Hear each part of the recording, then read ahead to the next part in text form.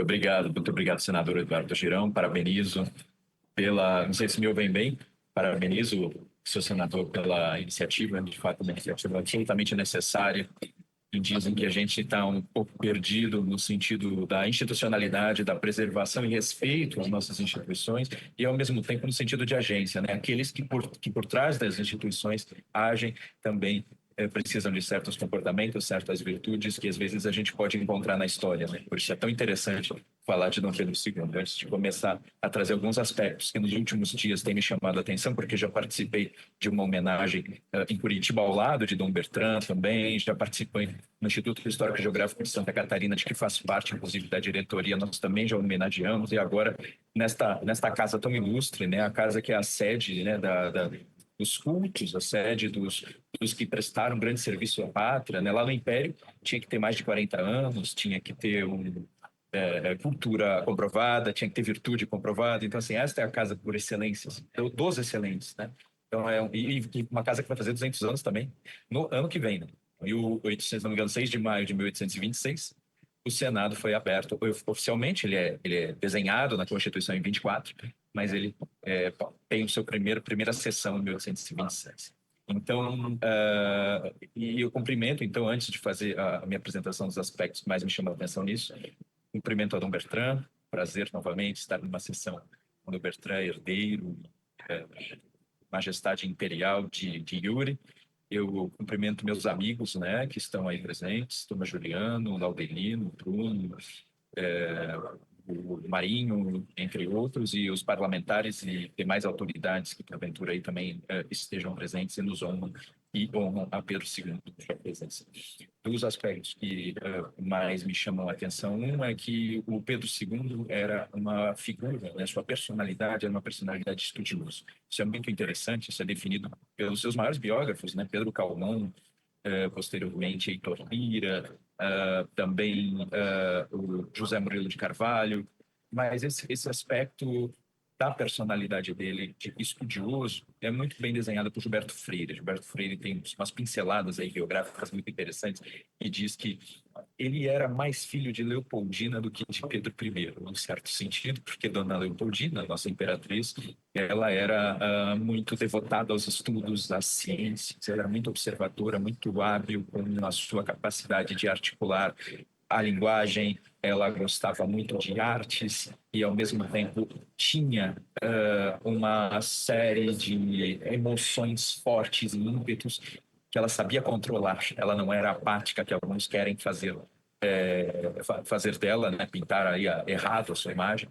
E Pedro II também, eu vejo mais assim. Ele era uma figura também, para Gilberto Freire, uma figura mais germânica, digamos assim, e, ao mesmo tempo, isso o caracterizaria com alguma facilidade, né, como a versão masculina aí de Dona Leopoldina, tão amada pelo povo na época e ainda hoje celebrada. Mas, ao mesmo tempo, a gente deve lembrar o seguinte: ele recebia de seu pai uma série de cartas que foram guardadas, graças a Deus, graças aos trabalhos daqueles que preservam, né?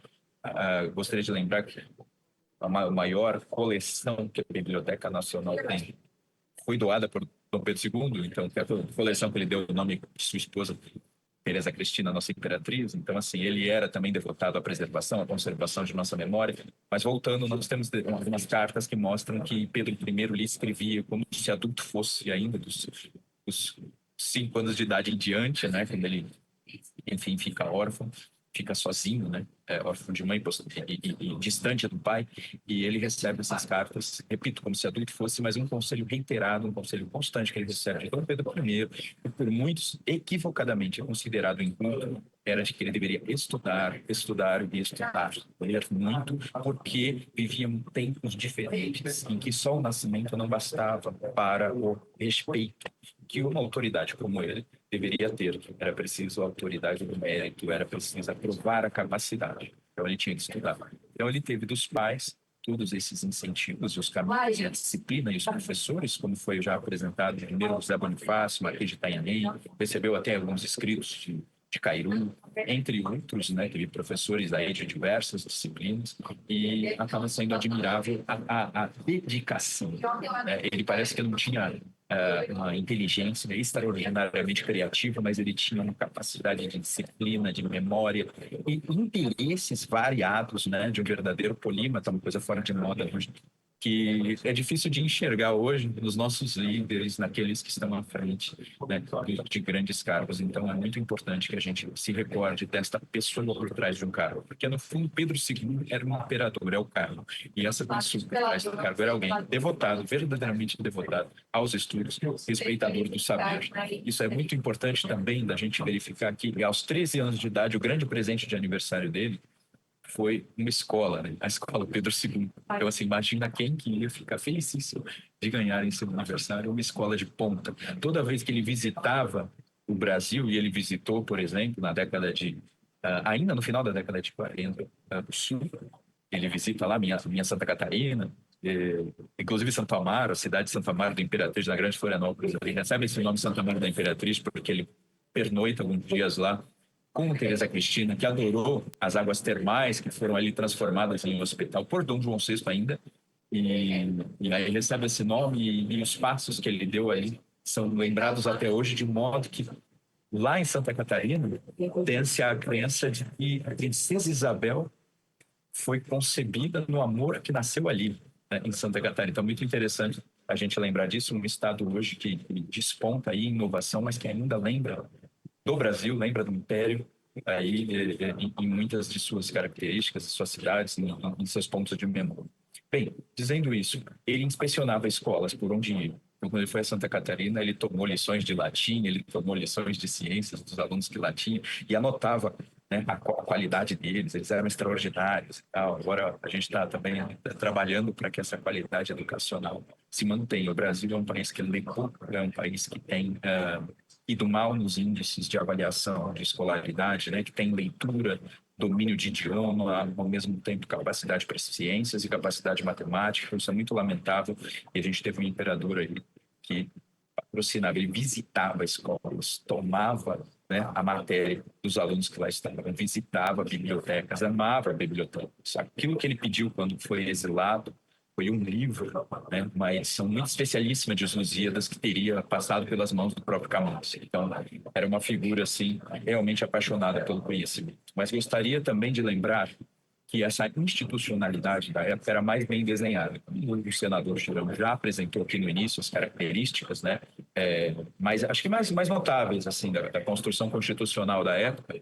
Eu só vou recordar que o imperador ele tinha por atribuição, como também já disse Luiz Felipe de Orleans e Bragança, o deputado que cumprimento, ele tinha por atribuição, a partir de 47, ser mais chefe de Estado do que chefe de governo, embora ele construísse muitas opções de governo junto com o presidente, né, do Conselho de Ministros, atuasse presentemente ali, ficasse de olho no legislativo, observasse todas as cartas que lhe chegavam do povo, viajava muito e também ele tinha um contato aí com as ruas. Era o poder moderador que ele era atribuído, era uma espécie de mediador capaz de dar conta das pendências, das dificuldades entre os outros poderes. Isso é uma coisa assim que parece que nos faz falta, porque quando o poder moderador é previsto na Constituição, ele é adequado, ele é legal. Quando existem instituições ou pessoas se atribuindo a si próprias o poder moderador, sem que isso conste na Constituição, a gente tem um grave problema. Então, esses são alguns dos aspectos principais. Eu também gostaria de chamar a atenção para o fato de que Pedro II foi, por maior tempo, o nosso governante, foi um incentivador da imigração, sempre disse que a escravidão era um cancro que deveria ser combatido, portanto, aquela ordem que existia na época, ele não se importou de, se fosse necessário rompê-la, de lutar pelas leis que paulatinamente foram dando a liberdade, a do ventre livre, a do sexagenário, e posteriormente pelas mãos de Isabel a Lei Áurea, e ao mesmo tempo também gostaria de chamar a atenção para o fato de que ele era muito entusiasmado com as novidades, com a fotografia, e muito de sua coleção de fotografia está também na Fundação Biblioteca Nacional, que tive o orgulho e a honra de presidir. Eu quero só terminar falando que essa relação entre agência e estrutura, entre pessoa e instituição, foi trabalhada também, senador. Simplesmente eu escrevi um livro em 2024, né, sobre a Constituição de 1824. esgotou o livro e agora vai ser a segunda edição. Então, é a Constituição de 1824, ela vem no livro, mas com um ensaio meu, inclusive um ensaio também do Dr. Menck, que é consultor legislativo aí, e de outros professores convidados por mim. E a gente pôde analisar sobre vários aspectos essa base institucional do Império. Né? E, ao mesmo tempo, tem um livro também, que a editora é LVM, eu como editor, aí sim, o autor é Roberto Michetti, a gente chama de Bom Pedro, as virtudes de Bom Pedro. Uma brincadeira, um trocadilho, mas justamente para caracterizar como uma figura, sim, de líder político e que merecia a nossa estima e consideração. Porque o fato de nós, muitas vezes, entendermos que político é sinônimo de coisa errada, de vício, de corrupção. Isso também faz com que nós destruamos aí o âmbito público. E se podemos trazer Pedro II como um elemento aí de paradigma, né? Paradigma para as nossas lideranças, a gente vai ganhar muito. Então, é isso. Gostaria de lembrar os líderes maiores do Brasil também respeitaram e o imitaram. Getúlio Vargas queria imitar de por demais, né? Ele gostava muito de Petrópolis e trouxe aí deu a devida, trouxe os restos mortais de Pedro II e deu a devida importância a eles, e ao mesmo tempo a gente tem aí muitas figuras, eu acho que de maior relevo, lembrando de Pedro II quando querem acertar, quando querem deixar para o porvir, para a posteridade, todo esse território imenso, preservado, e que, bem, enfim, que a gente recorde lembrar de Pedro II, lembrar também de uma ideia.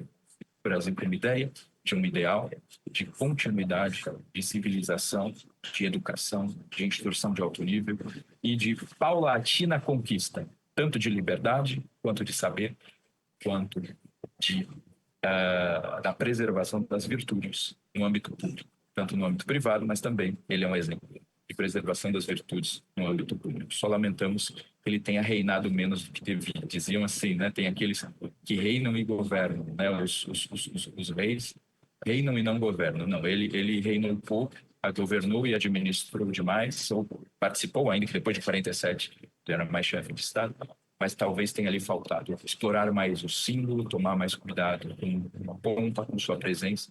Era muito respeitado internacionalmente, mas nacionalmente alguns biógrafos já mostram que na década de 80 já estava sua figura muito desgastada, ou seja, a imagem que ele fazia para as pessoas não tinha altura daquilo que ele de fato era. Então, cumprimento mais uma vez o senador Girão, para hoje a gente tentar resgatar para termos a perfeita medida de quem de fato foi. Bem do segundo. Muito obrigado.